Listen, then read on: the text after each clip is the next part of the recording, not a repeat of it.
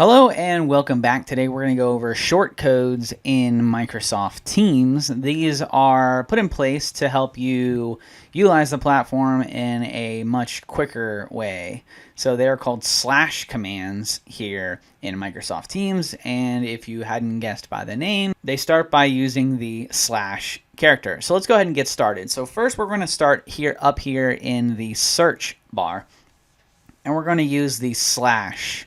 Now that's going to give us a whole bunch of different commands that we can take a look at, but we're going to focus on 10 in particular today that are really good to leverage and use on your day-to-day basis. So the first one is the go-to, and that is GOTO, which is go-to. This will bring you straight to a team or a channel, and it'll be able to jump through these teams or channels much more quickly than you would have if you had gone to Teams and searched the scroll bar. So we'll hit go to, then hit enter, and then we'll be able to type in whatever it is we want. So if we wanted to go to the retail team, then we can hit retail, and then it jumps us into the retail team. This also works with channels as well. So if we wanted to go to the NC46 sales, so we can do that. We can say NC in this case 460 sales, and then it brings us into that channel. So this is a very quick way for you to jump from team or from channel if you are in any of the other areas within the platform.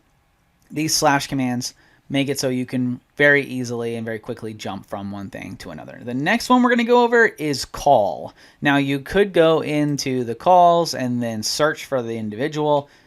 However, you can also use the slash, and you can say slash call, and then we can choose the person of our choice, or we'll choose Ashley Simpson, and then now it is calling Ashley. So that's a very quick way to call somebody on the fly using a slash command where you don't have to go into the calls area, search for her, and then hit call.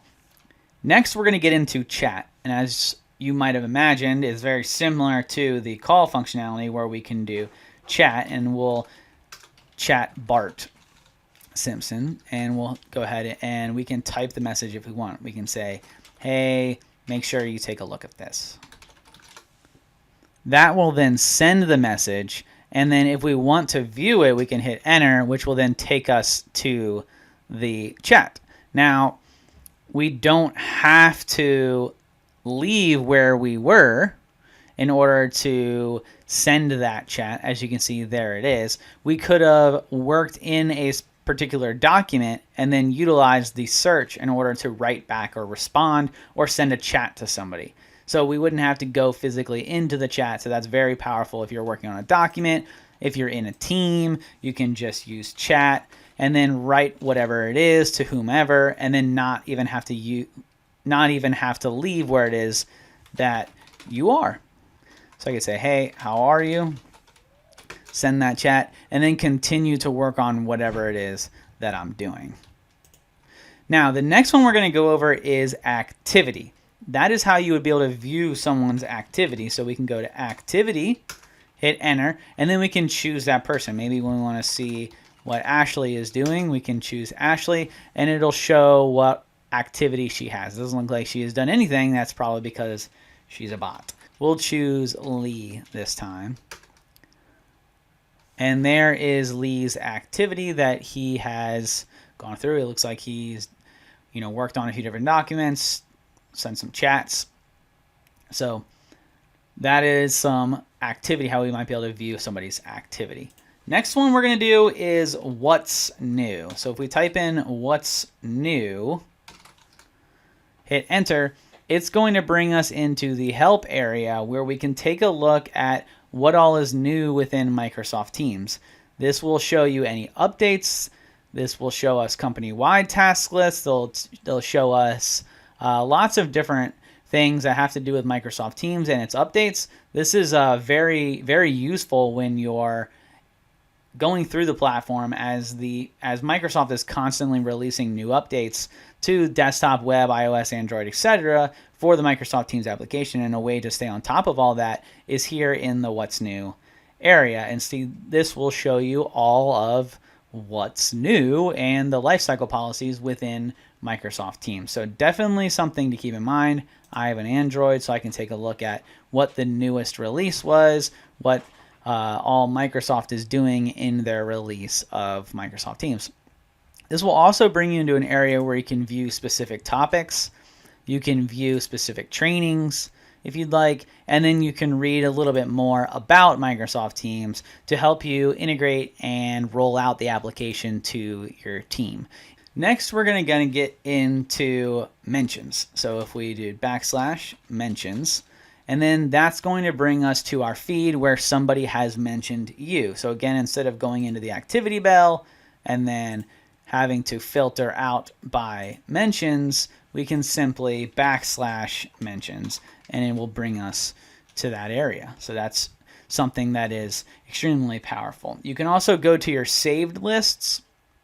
Now, how you might go to your saved lists is if we were in chat and we were chatting with, let's say we were chatting with Adele, once in the chat, we could save a particular chat here with the 3 dots. So if we wanted to save that message, if I wanted to go back to it, I could click up here in the top right corner. Then I could go into saved, and then that would bring you to your saved messages. Or if I was working on a document, I could go up here and do \saved, and then that would also bring you into your saved messages. So again, we're just aiming to save a few clicks here, which saves you time, which in turn makes you more productive. Now, similar to mentions, there is one also unread, where we'll be able to see any unread messages that we have. Now, the last one would be available, and then we'll show you the 10th one. But the last one that is specific into actions would be available. And I can say we are setting our status to available. You can also choose BRB, or if you wanted to choose DND, it's do not disturb. Or if you wanted to do busy, you can do busy as well. So that's just a quick way to set your status so members know if they can or cannot reach you. Now, the last one that I had mentioned that is not necessarily an action but more information is keys. Now, if we hit /keys, then that's going to bring you up a list of all of the shortcuts, navigations, messaging, general, etc. within Microsoft Teams, where you can better explore some of the quicker shortcuts that you might be able to do. To view more commands, you can always go to different /characteristics throughout Microsoft support documentation, or we will put a link down in our description for search. Alternatively, you can head over to Microsoft support to learn more about those commands, as they do roll out quite frequently. So I hope you guys enjoyed this video. If you have any topics that you want discussed, please drop those in the comments below. Before you go, if you could hit the like and subscribe, that'll really help us out and helps us put out more content material. Thanks for watching, and until next time, guys, see ya.